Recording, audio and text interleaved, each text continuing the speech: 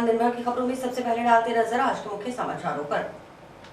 Lawrence gang से जुड़े shooter Hrithik ठाकुरवानी उर्फ बॉक्सर को पूछताछ के बाद भेजा जेल। शहर के प्रमुख व्यापारी इंद्र खिसारिया को जान से मारने की धमकी देकर 2 करोड़ रुपए की फिरौती मांगने का है मामला।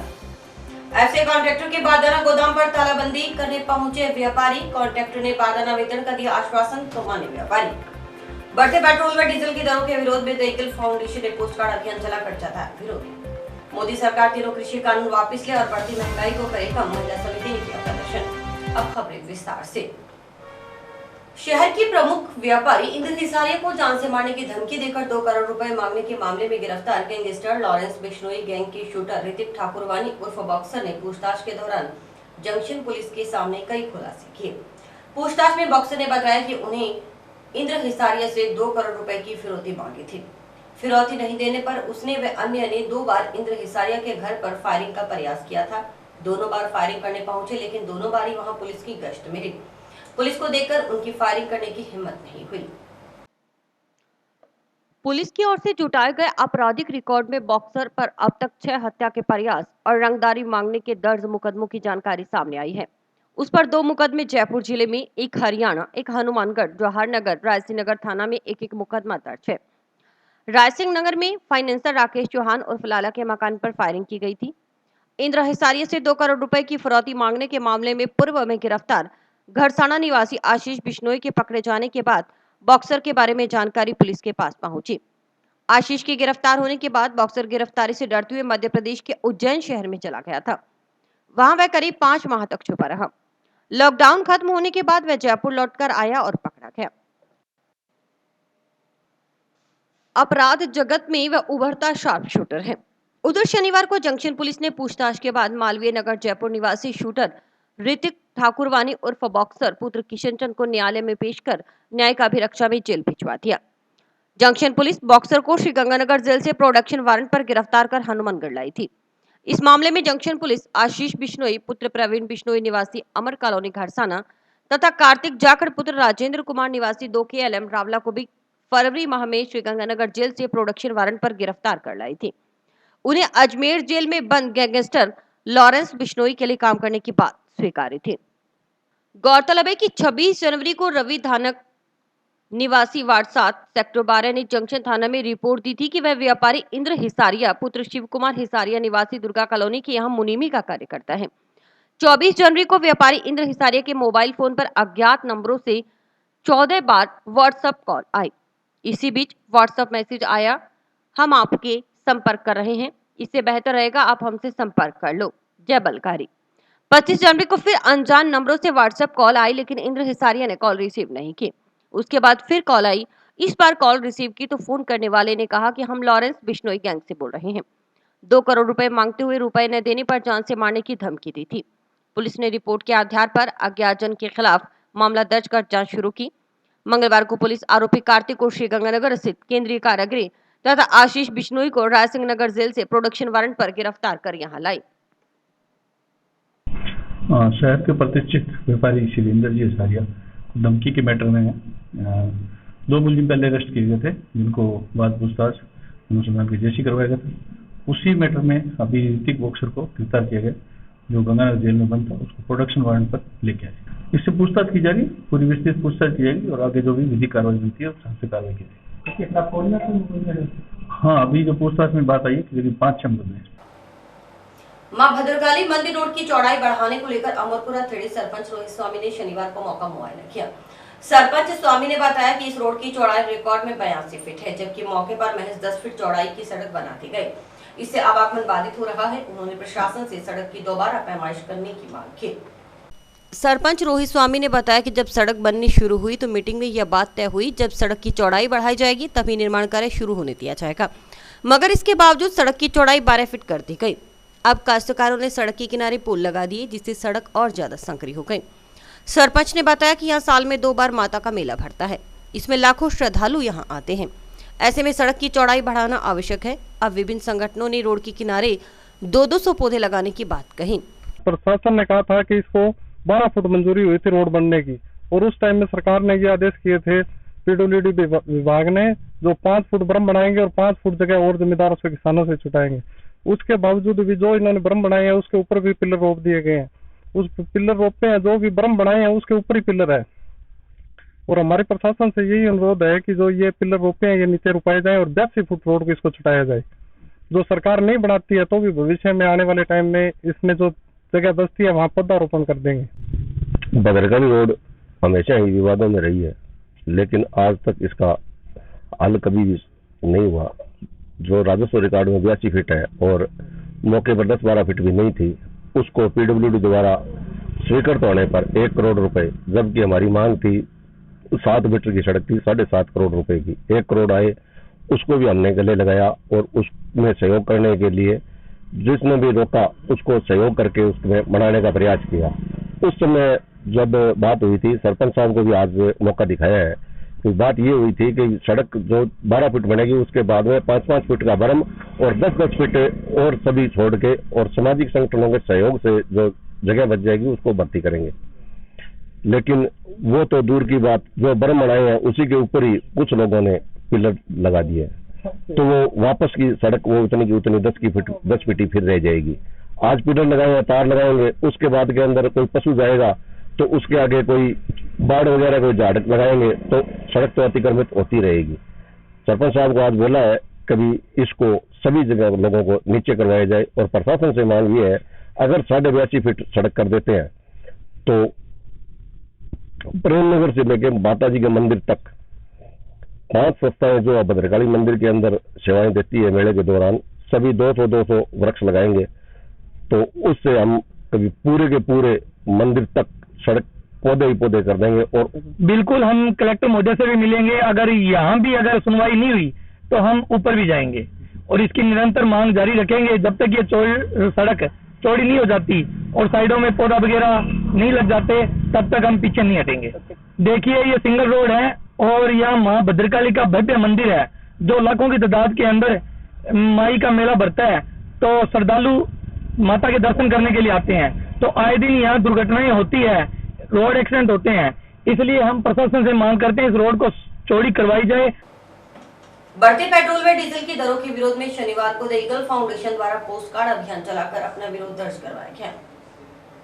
द ईगल फाउंडेशन जिलाध्यक्ष बलजिंद्र कौर ने बताया कि कोरोना काल में जहां आम व्यक्ति का काम कारोबार चौपट हुआ पड़ा है, वहीं केंद्र व राज्य सरकार अपनी स्वार्थ साधते हुए आम व्यक्ति की टैक्स के नाम पर लूट मचा रही है। उन्होंने बताया कि कच्चे तेल के दाम कम होने के बावजूद केंद्र सरकार ने पेट्रोल व डीजल की दरें बढ़ा रही है, वहीं राज्य सरकार भी कहीं पीछे न रहते हुए डीजल की दरें बढ़ा रही है। बताया कि 2 साल से कोरोना काल के कारण लोगों के काम धंधे चौपट हैं, परंतु जनहितैषी कहने वाली सरकार जन विरोधी बन चुकी है। फाउंडेशन सदस्य प्रशांत सोनी ने बताया कि महंगाई कम करने के लुभावने वादे करने वाली केंद्र व राज्य सरकार ने पेट्रोल डीजल के दाम बढ़ाकर एक बार फिर से आम आदमी को झटका देने का काम किया है। द ईगल फाउंडेशन द्वारा जारी पोस्ट कार्ड अभियान के तहत शनिवार को जिले के 5 विधायकों, मुख्यमंत्री, प्रधानमंत्री व राज्यपाल के नाम सैकड़ों युवाओं ने पोस्ट कार्ड लिखकर अपना विरोध दर्ज करवाया। द ईगल फाउंडेशन की तरफ से हमने शहर के 5 विधायकों, मुख्यमंत्री के नाम व प्रधानमंत्री के नाम बधाई देते हुए पोस्ट कार्ड अभियान शुरू किया है।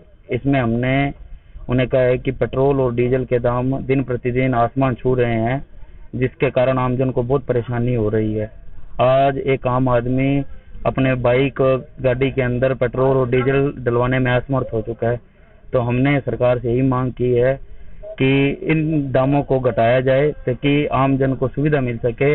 हर सरकार, चाहे वो बीजेपी की है चाहे कांग्रेस की है, चुनाव समय में वादे किए जाते हैं बड़े बड़े कि महंगाई घटाई जाएगी, पेट्रोल डीजल के दाम कम किए जाएंगे, लेकिन ऐसा कुछ भी नहीं है। वो सिर्फ वोट ऐंठने का नतीजा है, भी उनको वोट चाहिए होते हैं। उसी को देखते हुए उसके बाद जो ये लॉकडाउन लगा उसके कारण हर इंसान का जीवन दुश्वार हुआ पड़ा है और ऊपर से ये महंगाई, तो हमने यही मांग की है कि इनको द ईगल फाउंडेशन की तरफ से ये बधाई पत्र आज भेजे हैं हमने। तो जैसे पेट्रोल और डीजल की कीमत जो है वो लगातार बढ़ रही है, 100 से भी ऊपर हो गया अब तो। और जैसे कि अपनों को पता ही है भी बेस प्राइस जो है ऑयल का वो कम है, लेकिन जो राज्य सरकार और केंद्र सरकार टैक्स उसमें ऐड कर देती है, उसकी वजह से इसकी ये कीमतें और भी ज़्यादा बढ़ रही हैं। महंगाई बढ़ने की वजह से लोगों को घर चलाने में भी काफ़ी दिक्कत आ रही है। और हमारी सरकार से यही मांग है कि राज्य सरकार और केंद्र सरकार द्वारा जो टैक्स लगाया जा रहा है उसमें कटौती की जाए। बढ़ती महंगाई व तीनों कृषि कानूनों को वापस लेने की मांग को लेकर शनिवार को महिला समिति ने प्रदर्शन कर केंद्र सरकार के खिलाफ नारेबाजी की। इस दौरान महिलाओं ने कहा कि महंगाई का असर सबसे ज्यादा रसोई पर पड़ा है। सरसों का तेल, सिलेंडर, पेट्रोल, डीजल के भाव आसमान छू रहे हैं। इससे आमदन का जीना मुश्किल हो गया है। हरेक बंदा सोचदा भी मेरे करिया कुछ नहीं होना। जे यह गल शहीद उधम सिंह या भगत सिंह होनी सोचते तो अज शायद देश आजाद ना होंदा। ये भरा भी उन्होंने वा ये एरिया दे विच अपना एक तरीके नाल योधे कह सकते हैं जिहड़े आपदे आर्थिक नुकसान झल के वोटरां ते डटे हुए ने। इन्हां दा वीरां दा बहुत बहुत धन्नवाद है। और किसान अंदोलन की अगर गल की जाए तो आपां नूं रूपरेखा तैयार करनी पऊगी, मीटिंग बिठा के भी जिहड़े बॉर्डरां ते अपनी गिणती घट आ। शाहजहांपुर बॉर्डर ते वीर जी दस रहे सी भी 200, 250, 300 बंदे की गैदरिंग आ। अगे अपने उत्थे 4-5 हज़ार बंदा सी। हुण काम की वजह नाल वापस होना पिया। कोई गल नहीं, आपां झोने ला ले, नरमे बजाद हो गया तो आपां नूं वापस उस तरीके नाल शाहजहांपुर बॉर्डर जाके उत्थे धरने ते अपने भरावां दा साथ देना चाहिए। हमें एक कमेटी बनानी चाहिए जो कमेटी पूरे जिले के इस आंदोलन को अच्छी तरह से चलाए। और तीसरी बात हो कि हम गांव में निकले,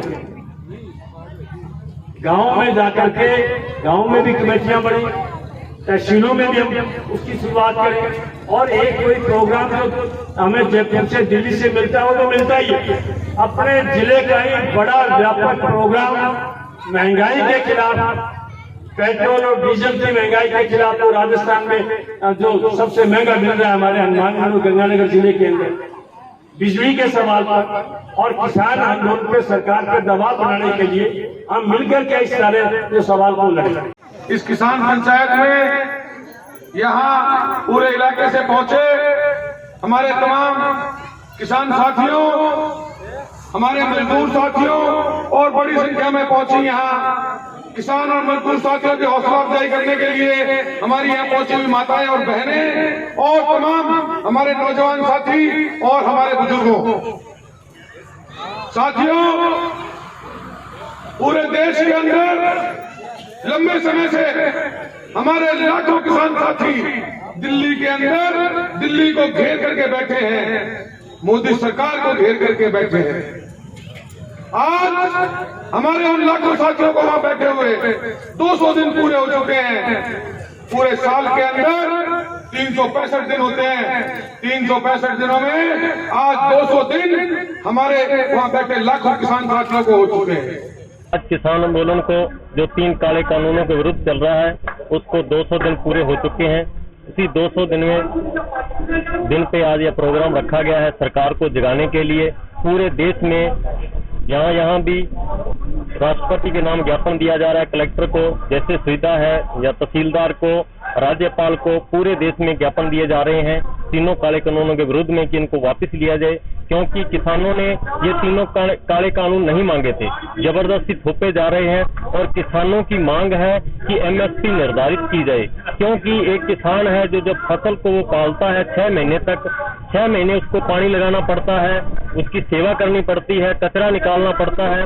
उसी बीच बहुत सारी उसको दुविधाएं आती है, जैसे ठंड आती है, गर्मी आती है, या कोई मौसमी बीमारी की वजह से जहाँ कोई आपदा आ जाती है, फसल खराब हो जाती है। लेकिन अगर उसकी फसल पक भी जाती है तो भी कोई निर्धारित नहीं है कि किसान को क्या मिलेगा। आज संयुक्त मोर्चे के राष्ट्रीय आह्वान पर पूरे देश के अंदर जो 25 जून को इंदिरा गांधी ने जो एमरजेंसी लगाई थी उसको लेकर कृषि काले कानून लेकर कड़ा दिवस मनाया जा रहा है। लोकतंत्र बचाओ, किसान बचाओ, खेती बचाओ। उसी के अंदर आज हनुमानगढ़ के डबली टोला के पर ये जो सभा चल रही है किसानों की, और इसमें सबसे बड़ी बात जो आज अपने करने वाली है कि जैसा मोदी जो प्रचार कर रहे थे कि इस आंदोलन को खत्म हो चुका है, फैल हो गए, कुछ लोगों की मूवमेंट है। आज आप देखिए वहाँ तमाम वर्ग के लोग, चाहे वो मजदूर हो, चाहे वो किसान हो, चाहे महिलाएं हैं, सारा जो तबके हैं जुड़े हुए इस किसानी से, वो सारे लोग आज इसमें शामिल हैं और पुरजोर इसका विरोध किया जा रहा है। और आगे की रणनीति जो है यहाँ के जो संयुक्त मोर्चे के जो साथी बैठे हैं वो उसमें आगे की रणनीति बनाएंगे। हमारा समिति लगातार किसानों के समर्थन में हमें टोल नाके पर है, शाहजहांपुर बॉर्डर है, टिहरी बॉर्डर है, जनवादी महिला समिति लगातार किसानों के साथ है। दहेज के लिए तंग परेशान करने के आरोप में एक महिला ने एसपी से न्याय की गुहार लगाई। इस संबंध में महिला ने एसपी को ज्ञापन भी दिया। ज्ञापन में बताया कि उसके पति सतपाल निवासी 7 की एसढाणी अपनी जमीन बेचना चाहते हैं। महिला ने बताया कि पति कर्जे का हवाला देकर बच्चे की जमीन बेचना चाहता है। विश्व जनसंख्या दिवस के उपलक्ष्य में चिकित्सा एवं स्वास्थ्य विभाग ने जागरूकता कार्यक्रम की शुरुआत कर दी है। यह दिवस 2 चरणों में 2 पखवाड़ों के माध्यम से मनाया जाएगा।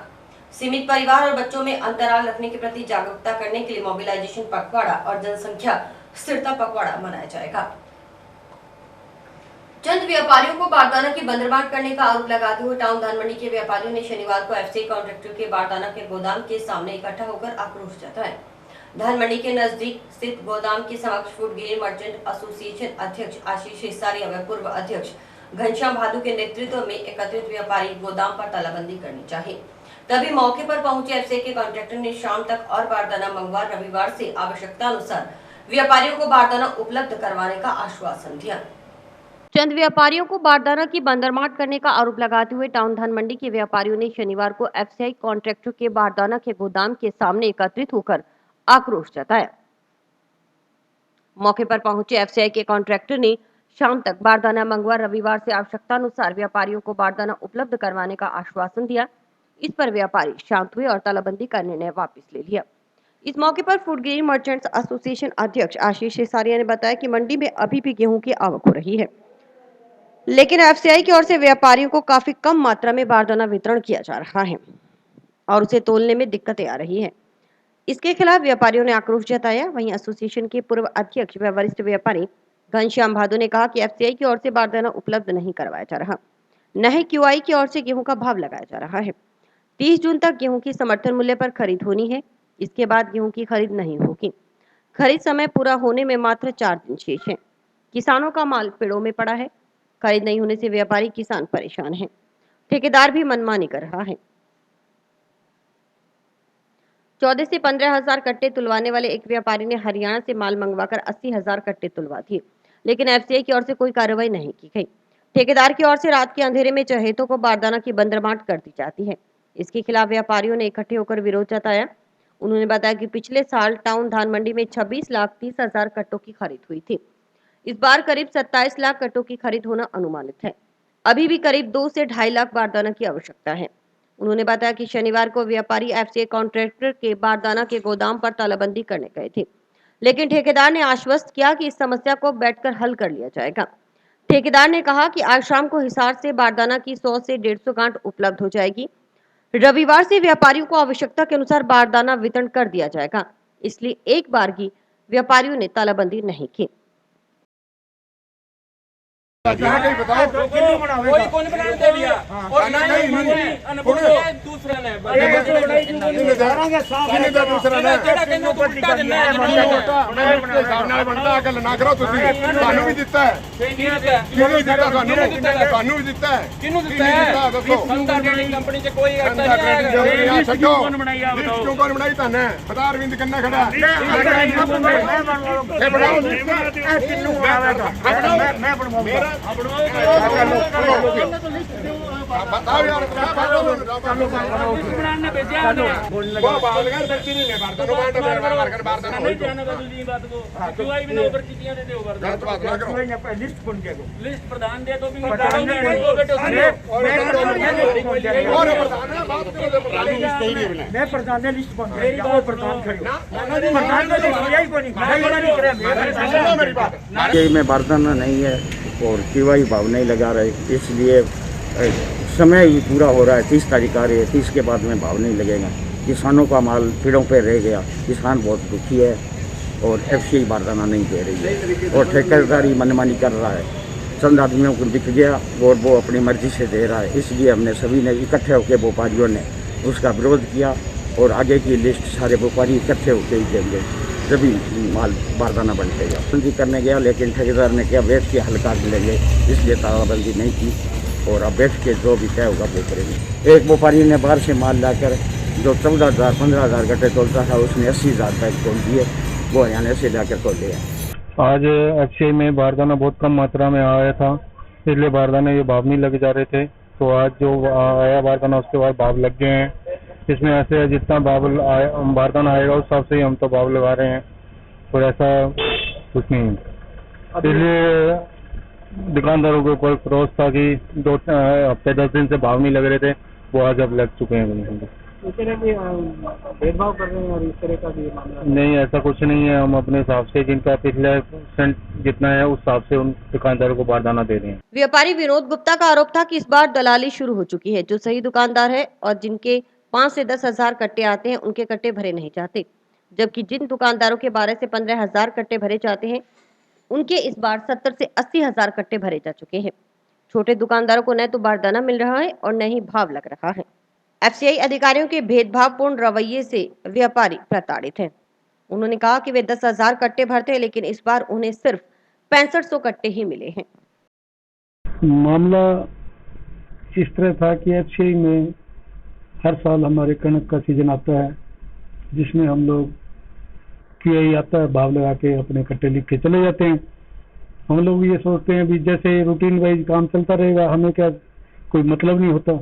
इस बार क्या हुआ है कि रूटीन वाइज न चल के चंद दुकानों पर बैठकर ही भाव लग जाते हैं। जब वो कट्टे यहाँ से जाते हैं तो ट्रक वालों से किसी से 10,000, किसी से 5,000 धक्के से, किसी का ये कमी है, इसमें ये कमी है, इस तरह कर करके निकालते रहते हैं। जो आम दुकानदार है वो पीड़ित हैं, जो इस तरह के बाहर से आए हुए मालों की भर्ती कर रहे हैं। जिनके पास किसी के 10,000 कट्टे आते थे उसने 80,000 कट्टे भर दिए, किसी के 5,000 आते थे उसने 50,000 कट्टे भर दिए।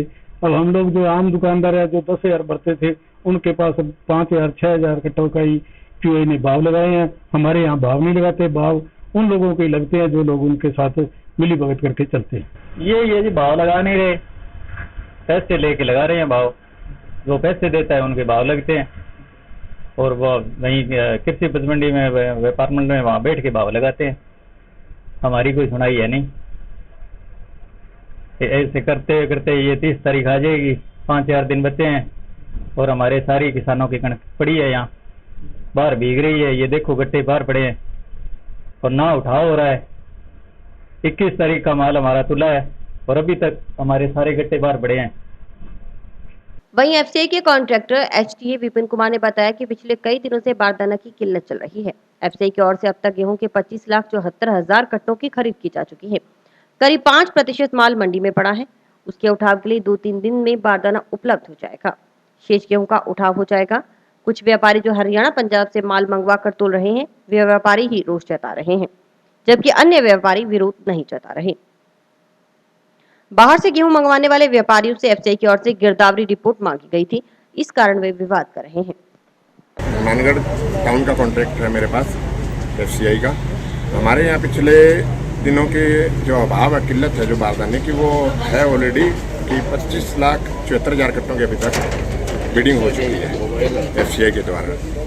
और जो हल्की फुल्की अभी कोई 5% के करीब लोग रह गए हैं, उनका बारदाना आ रहा है 2-3 दिनों में और लग जाएंगे। ऐसा कोई विवाद नहीं है। कुछ लोगों का जो है वहाँ जो व्यापारी जो बोल रहे हैं जिनमें रोष है, वो कुछ लोग तो बाहर से लाके कणक तोल रहे हैं, इसलिए एफसीआई ने बंद कर रखा है। इसलिए ये जो रोष है वो उन लोगों में है और जो जेन्युइन व्यापारी उसमें कोई रोष नहीं है। जो लोगों के हरियाणा और पंजाब से गेहूँ आ रही है, एफसीआई ने उस पर बंद कर दिया, गिरदावरी रिपोर्ट मांग ली, इसलिए ये थोड़ा सा रोष है। बाकी ये निजी स्वार्थ है, बाकी व्यापारियों में ऐसा कोई मतभेद नहीं है, ना ठेकेदार में है, ना व्यापारियों, ना फूड ग्रेन में। निकटवर्ती ग्राम पंचायत 2 खेंजे पंचायत स्थित राजकीय विद्यालय में सामाजिक संस्था श्री अन्नपूर्णा आध्यात्मिक सेवा समिति द्वारा निःशुल्क मधुमेह जांच शिविर का आयोजन किया गया। संस्थापक दुर्गा प्रसाद शर्मा ने बताया कि शिविर का शुभारंभ जिला प्रमुख कविता मेघवाल, भूप सिंह मेघवाल, ग्राम विकास अधिकारी भंवरलाल ने किया। शिविर में राजकीय प्राथमिक स्वास्थ्य केंद्र मकासर की चिकित्सा प्रभारी डॉक्टर मणिका शर्मा के नेतृत्व में जंक्शन शहरी प्राथमिक स्वास्थ्य केंद्र सिटी डिस्पेंसरी के पूर्ण सिंह, 2 KNG उपकेंद्र के ANM गीता ने शिविर में आए लोगों की मधुमेह रोग की जांच की। इसके अलावा शिविर में मोबाइल मेडिकल टीम के भी कार्मिक मौजूद रहे। शिविर के दौरान ग्रामीणों से कोरोना वैक्सीन लगवाने तथा तीसरी लहर की संभावना के मद्देनजर सावधानियां पहले ही अपनाने के लिए कहा गया। शिविर में काफी संख्या में ग्रामीणों ने अपनी शुगर जाँच करवाई। राजकीय विद्यालय में लगे शिविर में स्वास्थ्य परीक्षण करने के साथ ही उन्हें शुगर रोग से बचने के भी टिप्स दिए गए। संस्था अध्यक्ष दुर्गा प्रसाद शर्मा और सचिव प्रदीप पाल ने बताया कि लोग इस रोग के प्रति जागरूक हों, इसके लिए शिविर का आयोजन किया गया। जिला प्रमुख कविता मेघवाल ने कहा कि इस तरह के निःशुल्क जांच शिविर लगाए जाने चाहिए, जिससे गरीब मरीजों को ज्यादा से ज्यादा लाभ मिल सकेगा। मधुमेह से बचाव के लिए सजग रहने की जरूरत है। धार्मिक सेवा समिति द्वारा आज शुगर जांच का कैंप 2 KNJ पंचायत में रखवाया गया। चिकित्सा विभाग द्वारा इसमें पूर्णतः सहयोग किया गया। चिकित्सा स्टाफ द्वारा इसमें जांच की गई और ये जांच ग्राम पंचायत को ग्राम पंचायत को स्वास्थ्य लाभ के लिए ग्राम पंचायत की जनता जांच केंद्रों में जा नहीं पाती काम की वजह से, इसलिए यहाँ ये कैंप लगवाया है ताकि शुगर की जांच का जो उनको पता लग सके, उसी अनुसार अपना इलाज ले सकें। यहाँ के चिकित्सा अधिकारी, चिकित्सा प्रभारी मक्का सर ने सबको इस संबंध में गाइड किया और सबको स्वास्थ्य लाभ के बारे में बताया। अन्नपूर्णा आध्यात्मिक सेवा समिति द्वारा ऐसे आयोजन भिन्न समय पर किए जा रहे हैं, आगे भी किए जाते रहेंगे। सामाजिक सरोकारों के लिए संस्था आगे बढ़ चढ़ काम करती है।